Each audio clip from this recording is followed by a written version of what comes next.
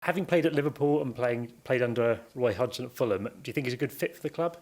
I think it's a great fit. I think he's exactly what the club need right now. He's an articulate, intelligent manager who knows how to deal with the pressures that come with managing Liverpool. I think he's, obviously from a football perspective, he's the right man to get them back in the top four.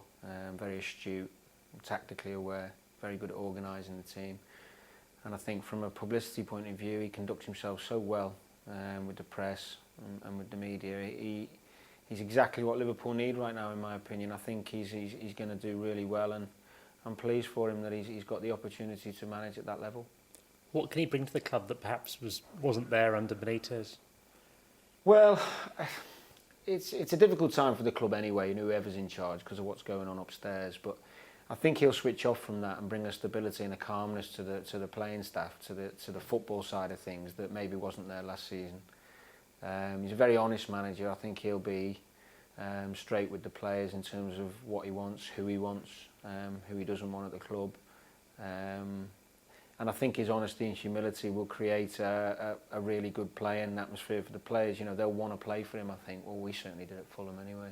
So I think he'll bring lots of qualities and winning football matches primarily, but I think he'll be exactly what they need.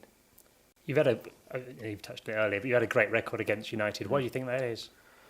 Well, it's difficult. I mean, everyone has a team or two they do well against, and it just seemed to be for me Man U over the years. It was it's ironic being that they were, such rivals for me as a Liverpool fan growing up and a Liverpool player, and more recently with Fulham. But there's no secret behind it, really. People say, "Would you have extra motivation?" It's certainly not a conscious thing. If I do, it's just one of them things that's happened, and long may it continue, I say. Mark Hughes comes to the club now. What are the differences between him and Roy?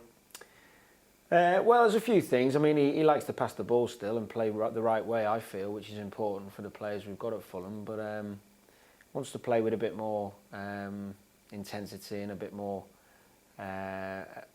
pace and kind of directness, if you like, when we've got the ball in higher areas of the pitch. We also want to, I think he wants us to try and win the ball a bit higher up the pitch, which is something that we didn't do so much under Roy. Not that either is better than the other, each game is different, if you like. But there's going to be a few tweaks. But saying that, Mark, the gaffer now knows that what we had for the last 2 years has been successful. So it's more about tweaking than a big overhaul. He knows we're a solid, well-organised team. He doesn't want to dismantle that, but he wants to add a few bits of his own, which is normal, of course, and we'll be working hard to implement that. Bobby Zamora was a different player last season. What did you put that down to?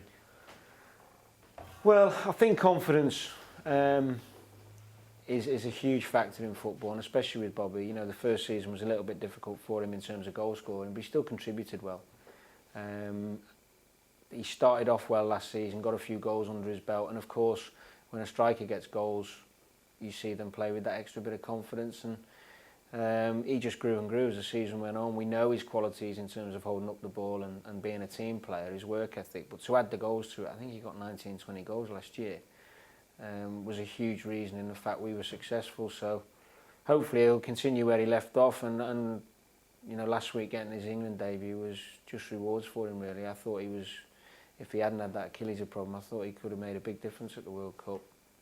Do you think he deserves the chance to be Wayne Rooney's regular partner up front for England? Well, I think he deserves the opportunity to be in the squads and show what he can do on the training pitch and maybe in some of the friendlies. Obviously, he's inexperienced in terms of playing qualifiers and stuff like that. But how do you gain experience? I suppose it's a position that's up for grabs, really, alongside Rooney, I feel. And if he can have another season like he did last season, then why not? Because he's a big, powerful boy, and if you speak to any defenders, I don't think anyone likes playing against him, that's for sure. How important it is for Fulham to keep hold of Mark Schwarzer? Well, it's a difficult one, that, because for me he's been one of the best 2 or 3 keepers in the last 2 years in the Premiership. He's a fantastic guy, a real good leader on the pitch, a wonderful goalkeeper. Somebody I didn't realise how good he was till I played with him. And it would be a huge loss to lose him if we didn't replace him, if you like. We've got a great young goalkeeper in David Stockdale who's a little bit inexperienced but a real potential. But you'd need someone in maybe with some similar experience to Mark. So I don't think the club would let him go without replacing him. But he's going to be very difficult to replace if he does go because of the fact that he's done so well for us. Ideally, you know, from a personal point of view, I hope he stays.